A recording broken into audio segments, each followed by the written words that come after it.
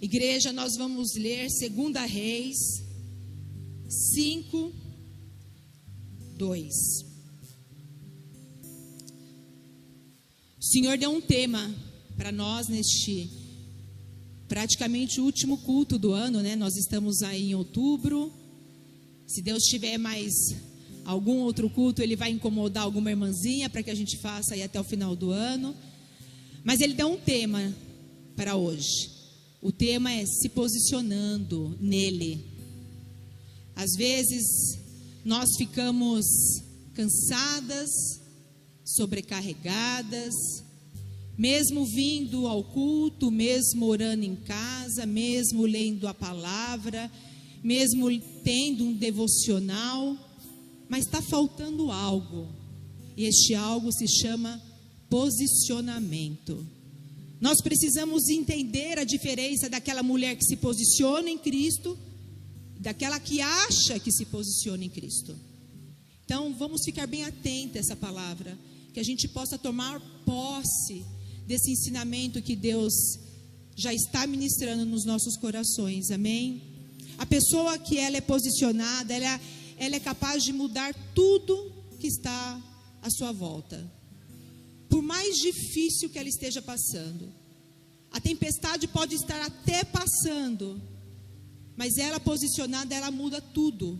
E o que a gente vai ver aqui é uma história de uma menina que não teve seu nome registrado na Bíblia, mas teve seu nome registrado no céu. Muitas vezes nós esperamos receber obrigada, ou nós esperamos receber algo, uma palavra, né, do homem, de elogio. Mas essa história dessa menina nos ensina que nós não precisamos do elogio do homem. Nós não precisamos ser notadas pelo homem. Nós precisamos ser notadas por Jesus Cristo. E aí entra a história dessa menina. Vou ler aqui para vocês. Naquela época, saqueadores sírios tinham invadido o território de Israel. E entre os cativos havia uma menina que se tornou serva da esposa de Naamã. 3. Certo dia a menina disse à sua senhora: como seria bom se meu senhor fosse ver o profeta em Samaria, ele o curaria da lepra. 4. Naamã contou ao rei o que a menina israelita tinha dito. 5. Então o rei da Síria lhe respondeu: vá visitar o profeta e eu lhe darei uma carta de apresentação ao rei de Israel. Naamã partiu levando 350 quilos de prata, 72 quilos de ouro e 10 roupas de festa. A carta para o rei de Israel dizia: com esta carta apresento o meu servo Naamã, quero que o rei o cure da lepra. 7. Quando o rei de Israel leu a carta, rasgou as roupas e disse: acaso sou Deus capaz de dar ou de tirar a vida? Porque esse homem me pede que cure um leproso? Como vocês podem ver, ele procura um pretexto para nos atacar. E 8. Mas quando Eliseu, o homem de Deus, soube que o rei de Israel havia rasgado, menina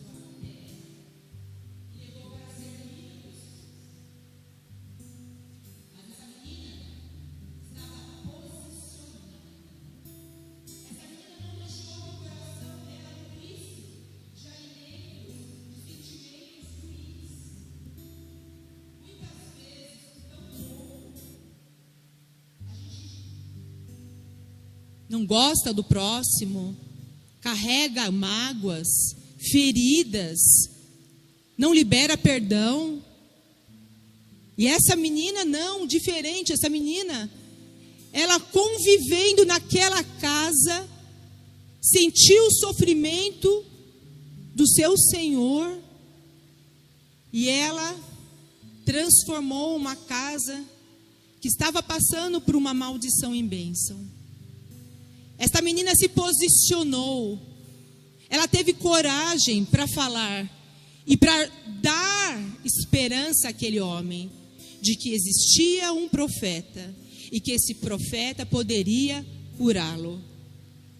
Essa menina, ela não se omitiu diante da única esperança que Naamã poderia ter. Então ela presenteou Naamã, apresentando um profeta. Naamã então pegou aquela esperança, falou para o rei da Síria, e o rei da Síria imediatamente mandou uma carta para o rei de Israel: se preparem que eu estou mandando o meu servo. Naamã, olha só, igreja, Naamã era poderoso, tinha posses, Naamã era valoroso para o seu senhor. Criançada, vamos ficar sentadinha agora. Eu vou pedir para a criançada ficar sentadinha agora. Tia Fernanda, ajuda aí. Amém? Amém? Vamos ficar sentadinhos, senão eu acabo me perdendo. Então,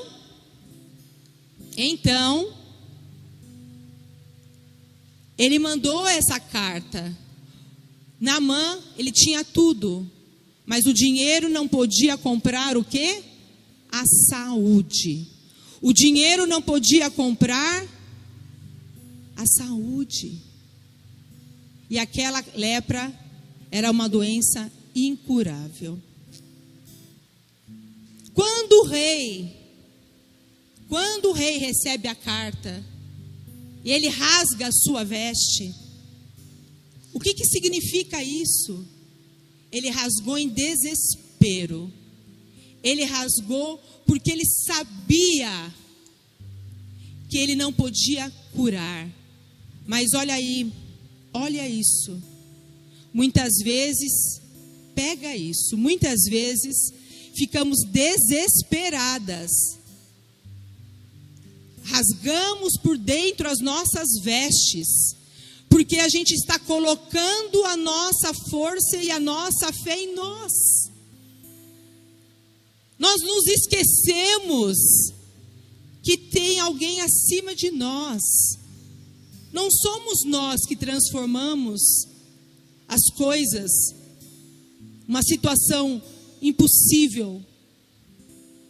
Quando o rei se rasgou, exatamente isso aconteceu.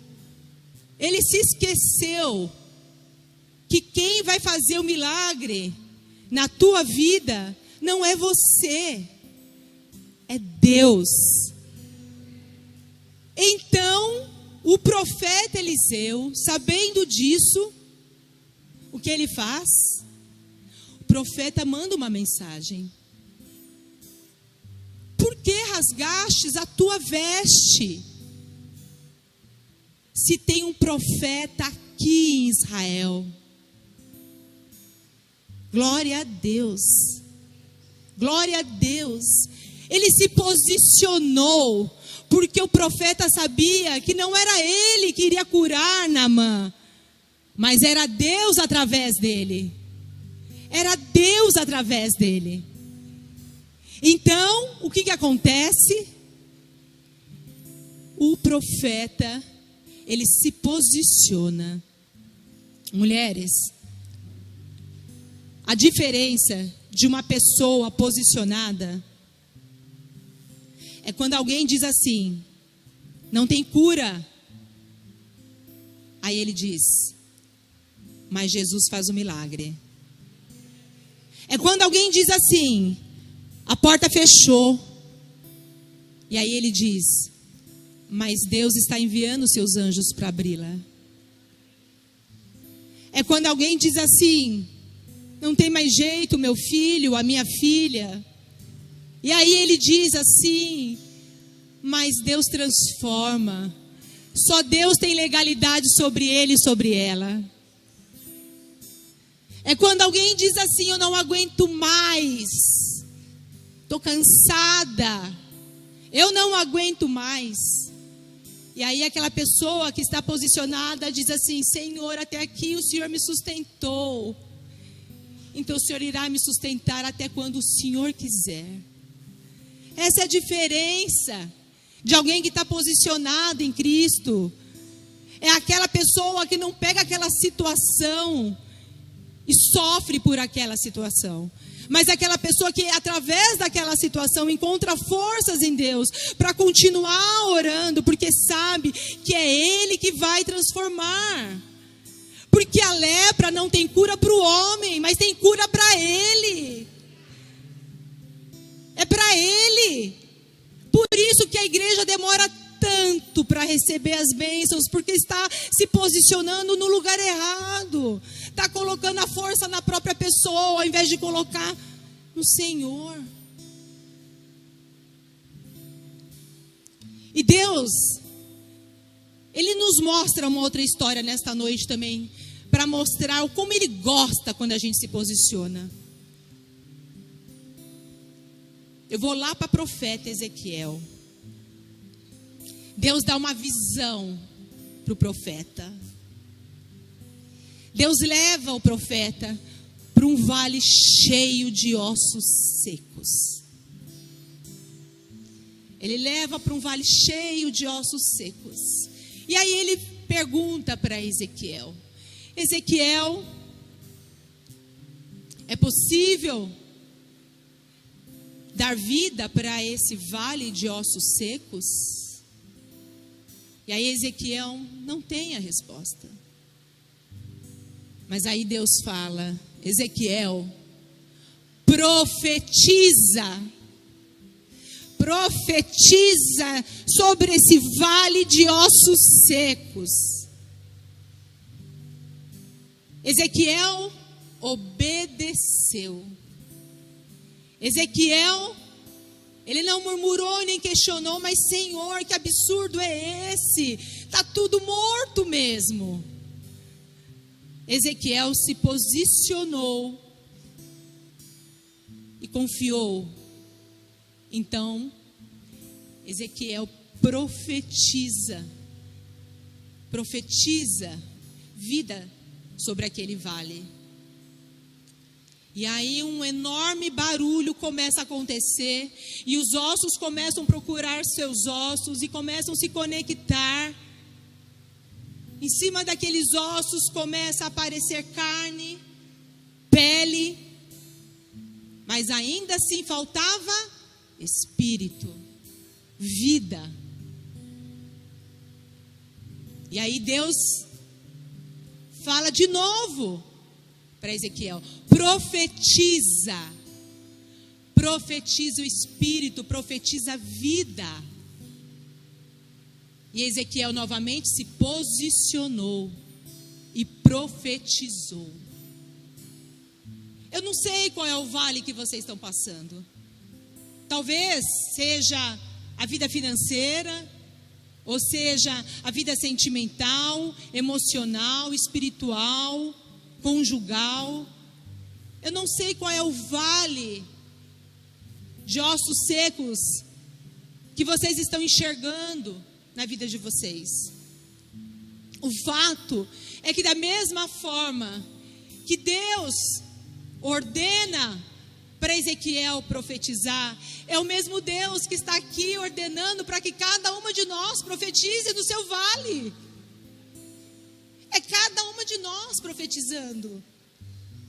Mas nós precisamos ter posicionamento. Nós precisamos nos posicionar. É como a Aline abriu o culto, que foi tema do nosso convite. Davi, ele se posicionou. Enquanto o exército de Saul estava morrendo de medo, porque de novo estava colocando a força neles. Davi falou: quem é o gigante para confrontar o Deus vivo? Davi estava diante de um gigante, não pela força dele, mas pela força que estava nele. E é a mesma força que está em nós. É a mesma força que está em nós. Muitas vezes, nós não encontramos saída, resposta,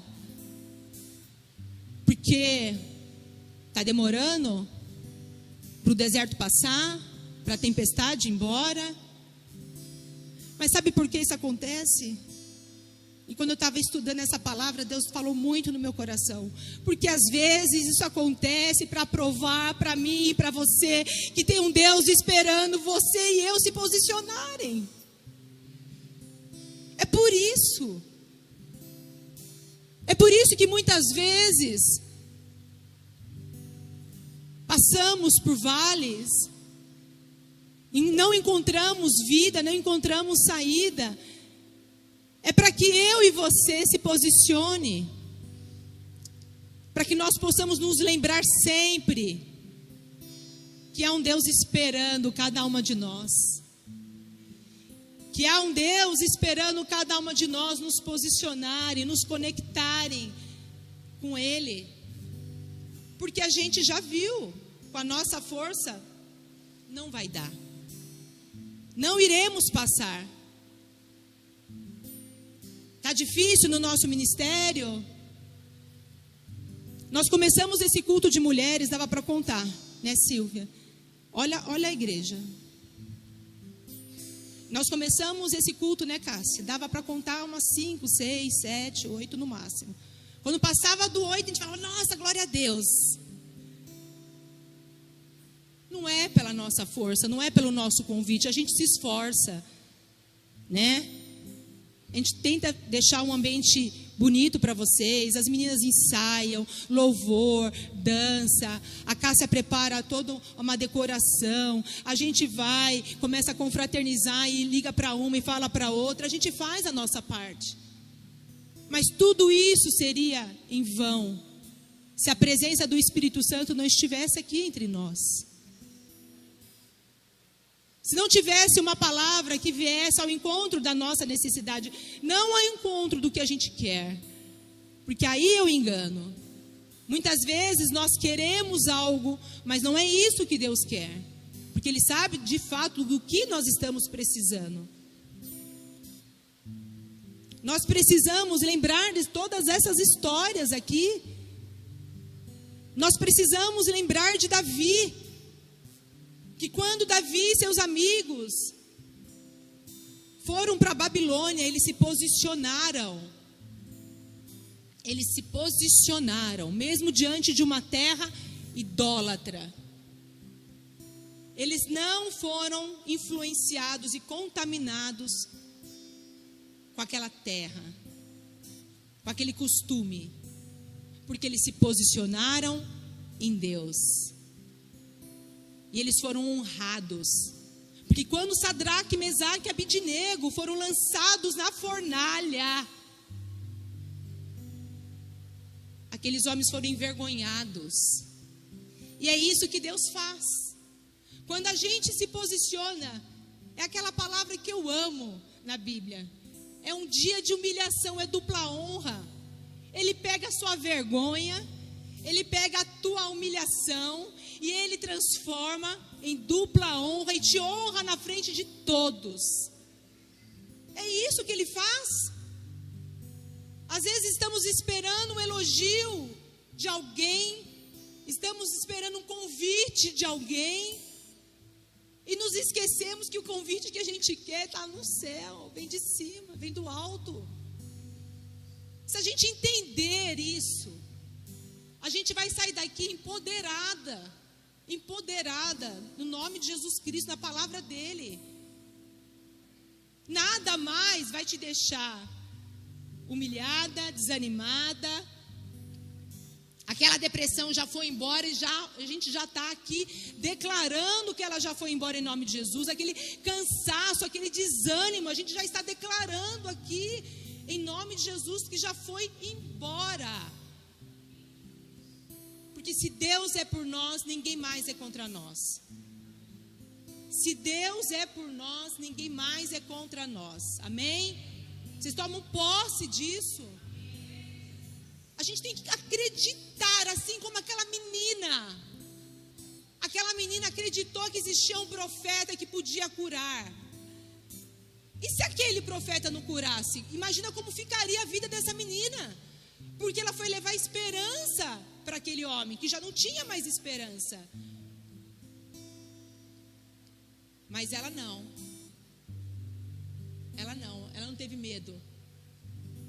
Ela não teve medo, Nath. Porque ela sabia que Deus não frustra planos, que Ele tem propósito. Amém? O Senhor é um Deus que começa e termina uma boa obra. A palavra dele não volta vazia. Mas a gente precisa tomar posse. Porque aqui não está falando de palavra nenhuma do homem. Aqui os testemunhos estão sendo ditos, estão aqui. Embora cada uma tenha seu testemunho também que edifique a vida do outro. Mas o que nós estamos falando é que Deus fez, vai fazer, fará o tempo todo. Porque Ele é o Deus de ontem, de hoje e de amanhã. Eu vou ler para vocês aqui, em Josué 1:9 fala assim: não te mandei eu? Esforça-te e tem bom ânimo. Não pasmes, nem te espantes, porque o Senhor teu Deus é contigo por onde quer que andares. Não te espante, não pasme. Sabe aquilo que está difícil? Sabe aquele sonho que é só você falando com Deus? Porque se você falar para outra pessoa, ela vai falar: tá doida, imagina, coitada. Isso não vai acontecer, está muito distante. Pois é. Não pasmes. Confia e trabalhe. E esse trabalhar é orando, é se posicionando, o teu conselho tem que vir dele. Amém? A tua resposta tem que vir de Deus. Amém? Se a tua resposta vier de qualquer outro lugar, há um perigo, porque a palavra diz que o coração do homem é enganoso. Então, cuidado. O culto de hoje é um alerta. Cuidado. Porque o inimigo está ao nosso derredor, só esperando uma brechinha para entrar e nos tragar. Enquanto estivermos fortes, com o Senhor nos posicionando, ficará mais difícil o inimigo encontrar uma brecha. Que nós possamos nos posicionar para que a gente possa ser canal de bênção dentro da nossa casa.